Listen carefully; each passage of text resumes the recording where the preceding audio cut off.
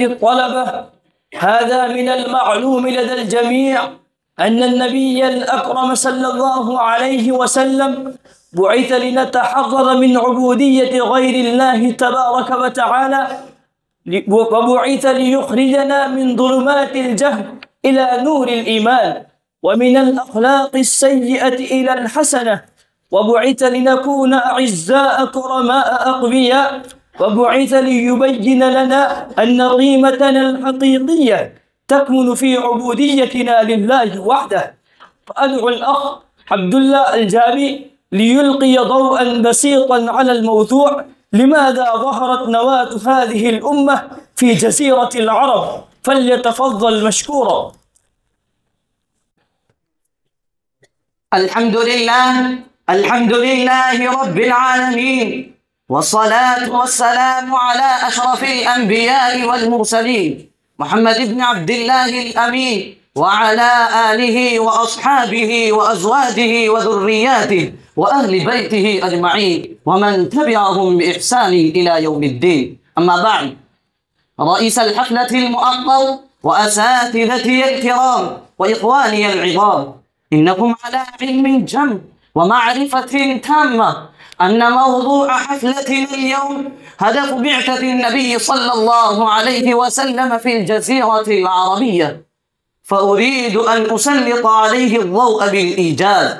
إخواني وأحبائي، إن أمامنا سؤال مهم خطير ينشأ في ضمير كل إنسان وحق له أن ينشأ، وهو: لماذا بعث النبي صلى الله عليه وسلم في الجزيرة العربية؟ ولكن جوابه سهل ميسور، ليس بصعب دقيق، وهو اقتضت حكمة الله أن تطلع هذه الشمس التي تبدد الظلام وتملأ الدنيا نورا وهداية من أفق جزيرة العرب الذي كان أشد ظلاما، وكان في أمس حاجة إلى هذا النور الساطع. واختار الجزيرة العربية لتتلقى دعوة الإسلام ثم تبلغها إلى أبعد أنحاء العالم، وتخاطب الشعوب والأمم، وتكون مهبط الوحي ومنبع الرسالة والنبوة ومصدر الكتاب والسنة ومحط أنظار الناس ومهوى الأفئدة منهم ومولد آخر الرسول، لأن موقعها الجغرافي يجعلها جديرة بأن تكون مركزا للدعوة والتوجيه.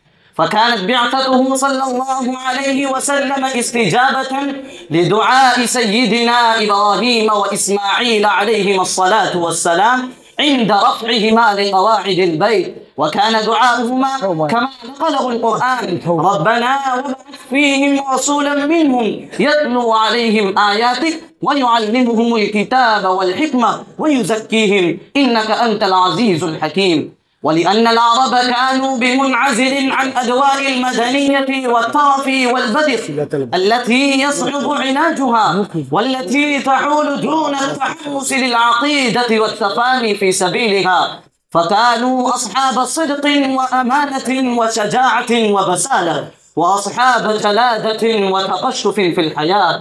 ليس النفاق والمؤامرة من طبيعتهم، وكانت قواهم العلمية والفكرية ومواهبهم الفطرية مزخورة فيهم، لم تستهلك في فلسفات خيالية. وكانت أمة بكرة دافقة بالحياة والنشاط، نابضة بالعزم والحماس، ولأن ألواح قلوبهم كانت صافية كالمرآة، لم تكتب عليها كتابات دقيقة عميقة يصعب محوها وإزالتها. شأن الروم والفرس وأهل الهند الذين كانوا يتيهون بعلومهم وآدابهم الراقية ومدنياتهم الزاهية وحضاراتهم الضائقة وفلسفاتهم الواسعة، لذلك كانت عندهم عقد نفسية وفكرية لم يكن من السهل حلها ورسم نقوش جديدة مكانها، ضد العرب الذي كانوا على الفطرة التي فطر الله الناس عليها، وكانوا أصحاب إرادة قوية. إذا التوى عليهم فهم الحق حاربوه، وإذا انكشف الغطاء عن عيونهم أحبوه واحتضنوه واعتنقوه واستماتوا في سبيله. أيها الإخوة الأحبة، كانت الجزيرة العربية في خير موقف لتكون مركزا لدعوة إنسانية عالمي تقوم على الصعيد العالمي وتتحدث من مستوى عال بعيدة عن نفوذ سياسي وتأثير أجنبي. لذلك كله اختارها الله لتكون مبعث الرسول ومهبط الوحي ونقطة انطلاق للإسلام في العالم، ولتكون مركزا للهداية والتوحيد للأبد. صدق الله العظيم، والله أعلم حيث يجعل رسالته، وآخر دعوانا أن الحمد لله رب العالمين.